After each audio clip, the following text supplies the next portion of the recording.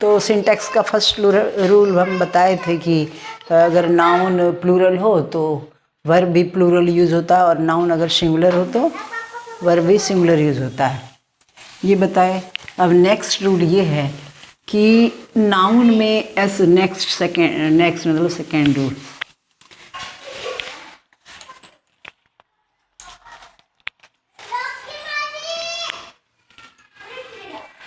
हाँ, अब next rule है, यानी दूसरा रूल ये है कि नाउन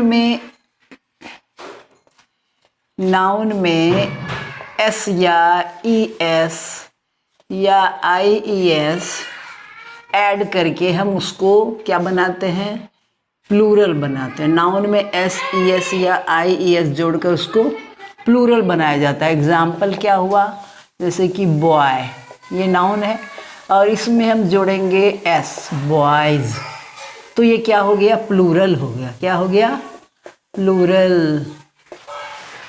और इसी के साथ दूसरा है कि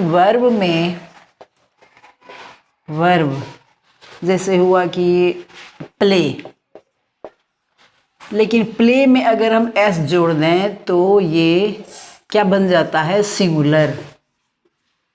तो रूल क्या बना कि नाउन में एस ई एस या आई ई एस जोड़कर ये प्लूरल बनता है, लेकिन वर्ब में एस ई एस या आई ई एस जोड़कर वह सिंगुलर बन जाता है।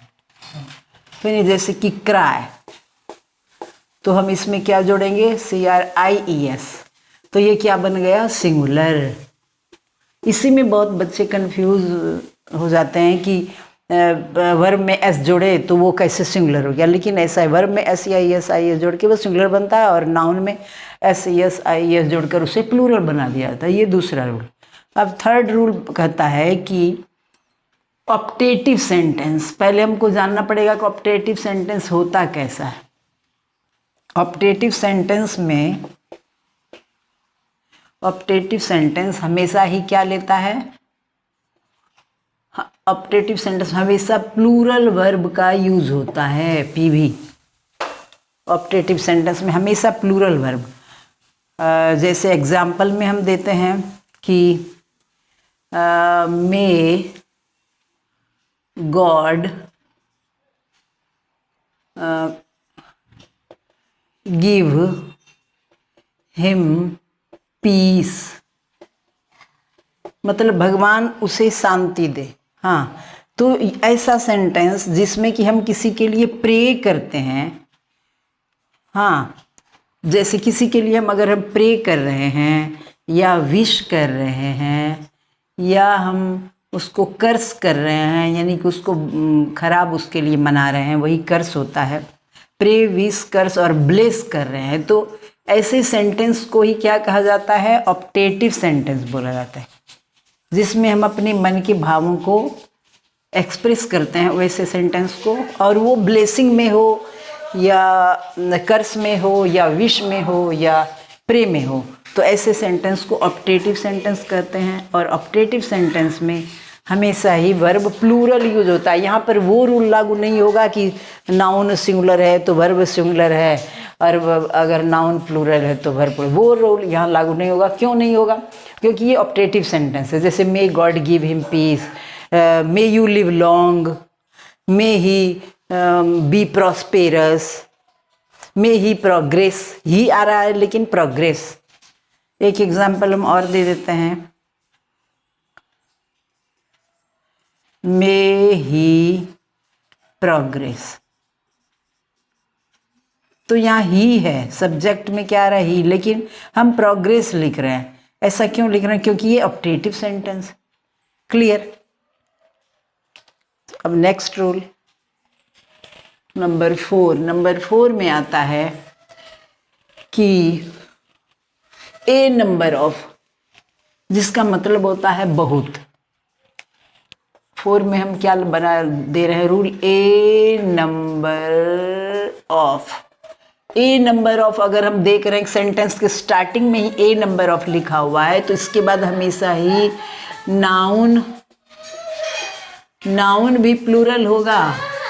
नाउन प्लस वर्ब दोनों क्या यूज होगा, दोनों प्लूरल यूज होगा। ए नंबर ऑफ के बाद एग्जाम्पल में देते हैं a number of boys dash playing. तो यहाँ पर आपको अगर ऑप्शन रहे इज या आर तो हमेशा लिखना है, ए नंबर ऑफ सेंटेंस की स्टार्टिंग में है तो तुरंत हमको आर लिखना पड़ेगा। हो गया क्लियर। वहीं नंबर 5 में इसका ठीक अलग है, जैसे कि अगर लिखा रहेगा द नंबर ऑफ, तो जो ए नंबर ऑफ के बाद हम देख रहे हैं नाउन और वर्ब दोनों प्लूरल हो रहा है, लेकिन द नंबर ऑफ अगर सेंटेंस के स्टार्टिंग में हो तो यहाँ नाउन सिंगुलर या प्लूरल कुछ भी हो। नाउन क्या हो सकता है, नाउन सिंगुलर भी हो सकता है या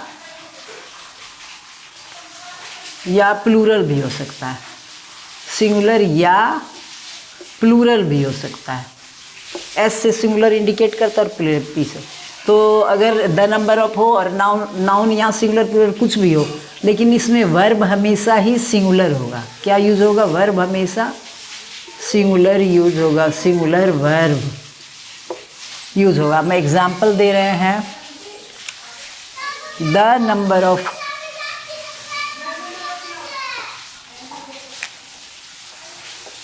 एग्जाम्पल में हम दे रहे हैं कि the number of girls, singular भी हो सकता है नाउन और प्लूरल भी हो सकता है। तो हम यहाँ प्लूरल दे रहे हैं, the number of girls have failed in the class. Sorry, the number of है ना तो हैज़ हो जाएगा क्योंकि वर्ब सिंगुलर होता है। Has failed in the class, the number of girls has failed in the class, क्योंकि इसका सब्जेक्ट क्या है, द नंबर ऑफ, मतलब सेंटेंस का स्टार्टिंग में द नंबर ऑफ लिखा है। नाउन तो प्लूरल हुआ लेकिन वर्ब क्या हो गया, सिंगुलर हो गया। तो ये रूल कहता है। ठीक, ओके।